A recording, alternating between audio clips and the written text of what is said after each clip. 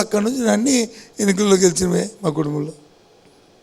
Sir నిన్న మీ manifesto release అయింది. నిన్న మీ మేనిఫెస్టో రిలీజ్ అయిన తర్వాత అది పూర్తి స్థాయిలో సంతృప్తికరంగా ఉందా మీ పార్టీకి? ఎందుకంటే చంద్రబాబు నాయుడు సభలో చెప్తున్నారు మీ యొక్క మేనిఫెస్టోకి 0 మార్కులు అని చెప్తున్నటువంటి పరిస్థితి ఉంది.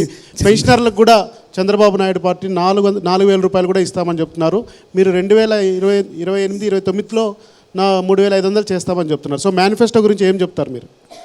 మీరు కొద్దిగా మెడికోటి అడిగితే మీ ప్రశ్న వాళ్ళకి అర్థమవుతా చూసేవాళ్ళు. నా ప్రశ్న వచ్చి వాళ్ళు మీరు మొత్తం ఎక్కువ చెప్పారనుకోండి, నేను గుర్తుంచుకోవడం కూడా కష్టం. సార్ మేనిఫెస్టో గురించి చెప్పండి. మేనిఫెస్టో ఇవాళ ఏంటంటే, జగన్మోహన్ రెడ్డి గారు భారతదేశ రాజకీయాల్లో, ఆంధ్ర రాష్ట్ర రాజకీయాల్లో కాదు, కొత్త వరవడిని సృష్టించారు మేనిఫెస్టో. ఇక రాబోయే తరంలో, రాబోయే కాలంలో ఈ దేశంలో ఏ రాష్ట్రమైనా, ఒక ఆంధ్ర రాష్ట్రమే కాదు, ఒక తెలంగాణ కాదు, ఏ రాష్ట్రమైనా సరే, ఇక ఎవరైనా సరే ఎవరైతే అంతకుముందు పదవులు ఉన్నారో, ప్రభుత్వంలో ఉన్నారో, అలాగే పదవుల్లో కొత్తగా పార్టీ పెట్టి కొత్తగా రాజకీయాలకు వచ్చిన వాళ్ళు కానీ, లేదు ఇంతకుముందు పదవులు చేసి ముఖ్యమంత్రులు చేసిన వాళ్ళు మళ్ళీ మేనిఫెస్టో పెట్టినప్పుడు కానీ, దానికి ఏదైతే మన ఎన్నికల ప్రణాళిక పెట్టినా 99%, 100% అమలు జరిపితేనే వాడికి క్రెడిబిలిటీ ఉంటుంది, లేకపోతే ఉండదు అనేది ఇవాళ సృష్టించారు. ఇక రాబోయే తరంలో ఇక దీనికి ఒక విలువ, దీనికి ఒక శాంటిటీ ఉంటుంది. ఇది మా భగవద్గీత.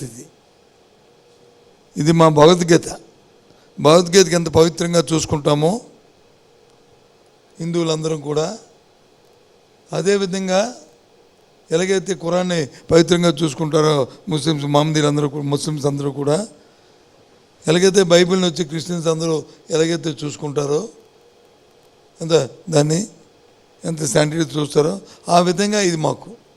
దీన్ని గత 5 సంవత్సరాల్లో ఎప్పుడు ఆంధ్ర రాష్ట్ర రాజకీయాలు, మీరు ఏ రాజకీయాలు చూసుకోండి, ఆంధ్ర రాష్ట్రం ఏర్పడిన తర్వాత కానీ, స్వాతంత్రం వచ్చిన తర్వాత తీసుకొని, ఏ రాష్ట్రంలో కూడా, మన రాష్ట్రం కాదు, ఏ రాష్ట్రం ఎక్కడైతే ఇంత శాతం ఎవరైనా అమలు జరిపిన ఏమన్నాయా? ఈవెన్ మన రాజశేఖర్ గారు ఉన్నప్పుడు కూడా మేము అమలు జరపలేదు. చంద్రబాబు నాయుడు అంటే ఎలాగ దగా మోసం మాయ కాబట్టి ఆయన అలాగ అమలు జరపడం పక్కన పెట్టండి. ఎన్టీ రామారావు కూడా అమలు జరపలేదు. రాజశేఖర రెడ్డి గారు దాని మీద కొంత దృష్టి పెట్టారు, కొంతవరకు జరిగింది. ఇతను 100% నేను చెప్పాడు కదా, మా నాన్నగారు ఒక అడుగు ముందుకు వేస్తే నేను 2 అడుగులు ముందు వేస్తానని. ఆ వరవల్లోనే ఆయన ఇప్పుడు ఇది అంతా చేశాడు. అందుకే ఇది ఇక రాబోయే రాజకీయాల్లో, రాబోయే తరాలకి ఇది ఒక ఆదర్శం, ఓ టెండ్ క్రియేట్ చేశాడు ఇప్పుడు జగన్మోహన్ రెడ్డి గారు. ఇక రేపు ఎవరు కూడా ఇంకా దీన్ని దాటలేరు. దాటితే వాళ్ళకి మోకలు చల్లవు రాజకీయాల్లో, వాళ్ళకి అయిపోయింది. ఇంకా ఇది కొత్త వరవడి. అందుకు ఈ మేనిఫెస్టో మనం అనుకుంటాం 4,000 ఇచ్చేయాలి, 7,000 ఇచ్చేయాలి, 10,000 ఇచ్చేయాలి. ఇచ్చిన దాన్ని ఇవ్వని దాన్ని ఎన్ని పెట్టాం మేము? ఎన్నికలు నవరత్నాలు కాకుండా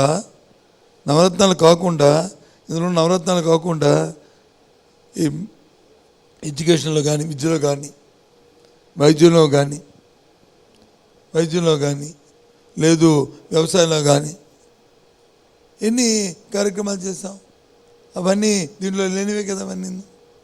ఇప్పుడు ఈరోజు వచ్చి జగన్మోహన్ రెడ్డి గారి పదవి జగన్మోహన్ రెడ్డి గురించి కాదు సార్. నేను ఆ పార్టీలో ఉన్నాను,